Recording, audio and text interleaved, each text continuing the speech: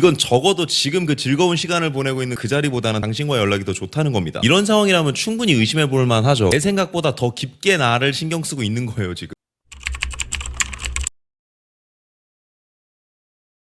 안녕하세요, 석굴입니다. 남자가 여자에게 관심이 있으면 나오게 되는 반응, 이미 여러분도 몇 가지 알고 있는 게 있을 거예요. 뚫어져라 그 사람을 계속 쳐다보고 있고, 하루 종일 그 사람이랑만 연락하고, 대화할 때마다 눈에서 꿀이 뚝뚝 떨어지고. 물론 맞는 말이긴 한데 솔직히 남자 입장에서 이 정도의 반응까지 나오려면 이거는 호감이나 관심이 아니라 그냥 이미 사랑하고 있는 겁니다. 그냥 관심 정도만 있는 단계에서 이렇게까지 막 부담스럽게 티내는 남자들 많이 없습니다. 그냥 썸놀이를 좋아하는 금사빠거나 아직 그렇게 깊은 사랑에 빠진 것도 아닌데 깊은 사랑에 빠진 척하고 있는 바람둥이들을 제외하면요, 남자 입장에서도 아직까지 막 그렇게 사랑하는 것도 아닌데 괜히 까이면 어떡하라고 초반부터 저렇게 부담스럽게 진입을 합니까? 해서 오늘은 현재 내 주변에 이 남자가 나한테 관심이 있는 거야 없는 거야 헷갈려하고 계시는 여러분들을 위해서 보다 디테일하고 현실적으로 남자가 여자에게 관심이 있으면 어떤 행동을 하는지에 대한 5가지 체크리스트를 알려드릴게요. 좀 슬픈 얘기지만 만약 이 5개 중에 2가지 이상 해당하는 게 없다면 매우 높은 확률로 그 남자는 아직 그 정도 마음까지는 아닌 겁니다. 그럼 바로 들어가 볼게요. 첫 번째, 접근. 일반적으로 접근이라고 하면 남자가 먼저 다가와서 번호 따고 막 연락하고 이렇게만 생각하시는데, 내가 확실히 이 여자와 잘 돼보고 싶다라는 마음까지 있는 남자라면 뭐 다가와서 번호도 따고 선연락도 할 수 있겠죠. 근데 아직 남자의 마음이 잘해보고 싶다까지는 아니고 그냥 알아가보고 싶다 정도라면 다짜고짜 나타나서 번호 좀 주십시오 하는 상남자들이 그렇게 많이 없습니다. 애매한 상태의 관심은 대부분 카톡보다는 DM으로 많이 와요. 아무래도 카톡보다는 덜 부담스럽고 접근하기도 쉬우니까요. 한번 떠보기 위해선 이만큼 좋은 게 없죠. 그리고 대부분 그 떠보기의 형태는 스토리 답장 형태로 올 때가 많습니다. 와 맛있겠다, 여기 어디에요, 나도 줘. 그리고 웬만하면 그 스토리의 형태가 질문이나 Q&A 형태로 올라갔을 때 호감 있는 남자라면 자연스럽게 연락을 할 수 있는 기회라서 이때다 하고 연락 오는 경우 많아요. 이어서 2번째, 칼답 타이밍. 이 남자가 내 카톡에 은근 칼답이라고 무조건 다 호감을 의심해서는 안 돼요. 관심 없어도 할 거 없으면 칼답할 수 있어요. 칼답만으로 호감을 떠볼 수는 없다는 거죠. 칼답이 왔다면 칼답보다는 언제 어느 타이밍에 칼답이 왔는지 그걸 봐야 돼요. 만약 남자가 회사에 있는 상황인데 칼답을 해, 회사에 있다는 건 별로 즐거운 상황이 아니죠. 일에 대해서 엄청난 열정이 있는 남자가 아니라면 중간중간 농땡이 피우거나 심심할 때마다 칼답할 수 있습니다. 또 남자가 어디 이동 중인데 칼답을 해, 이것도 뭐 이동하다 보면 유튜브도 지겨운데 여자한테 연락 오면 답장 바로 해줄 수 있죠. 이건 완전히 호감이다를 의심해 보려면 웬만하면 불금 불토, 이 사람이 지루하거나 따분한 시간을 보내고 있는 타이밍이 아니라 실컷 재밌을 수 있는 시간에 친구들과 술을 먹고 있는데 칼답을 하거나 아니면 친구들과 단체로 게임을 하고 있는데 칼답을 하거나, 이건 적어도 지금 그 즐거운 시간을 보내고 있는 그 자리보다는 당신과 연락이 더 좋다는 겁니다. 이런 상황이라면 충분히 의심해 볼 만하죠. 특히나 게임 중에 칼답하는 건 내 생각보다 더 깊게 나를 신경 쓰고 있는 거예요. 지금 남자랑 연락이 잘 된다고 무조건 호감이다 생각하기보다는 연락이 언제 어느 타이밍에 잘 되고 있는지 그걸 따져보세요. 이어서 3번째, 구체적인 약속 제한. 다음에 밥 먹자, 이게 무슨 뜻인 줄 아세요? 다음 생에 밥 먹자 그 뜻이잖아. 예전에 누가 그랬어요. 우리나라 사람들 야 언제 술 한잔 하자 했을 때 그 술 다 먹었으면 한 90%는 다 가남으로 갔을 거라고. 입에 발린 인사치는 누구나 할 수 있죠. 별로 만날 의지가 없는 사람한테도 요 정도 립서비스는 다 합니다. 약속을 잡는데 숫자가 나오느냐 안 나오느냐 그걸 봐야 돼. 야 언제 밥 한번 먹자, 술 한잔 하자가 아니라 혹시 16일은 괜찮아? 화요일 한 7시쯤 괜찮나? 9월은 너무 정신없고 한 10월 말 정도에 어때? 이런 식으로 이 남자가 약속을 잡는 과정에서 숫자를 언급한다면, 그리고 언급한 그 숫자가 지금과 멀지 않다면 이는 그 남자도 당신과의 약속을 그냥 인사치레로 생각하지 않는 거죠. 관심이 있는 남자 입장에서는 이조차 큰 기회거든요. 자, 지금까지 제가 3가지 얘기해드렸죠. 접근하는 방식, 칼답 타이밍, 구체적인 약속. 남자가 나에게 100% 관심이 있다면 이 중에 2가지 정도는 했을 겁니다. 근데 애석하게도 나는 저런 반응이 다 안 나왔어, 아니면 애매하게 1개야, 그렇다면 이건 생각보다 아직 나에 대한 호감이 많이 없는 거예요. 그래도 세상에 남자가 그 사람밖에 없는 것도 아니고요. 너무 상심하지 말고 다른 사람 만나기 전에 방법이 더 있죠. 이대로 끝낼 수는 없지. 할 때까진 해봐야죠. 이젠 우리 쪽에서 손을 내밀면서 떠보는 방법도 있어요. 4번째, 선 약속 던지기. 저쪽에서 잡아주지 않는다면 이제 내 쪽에서 가보는 거죠.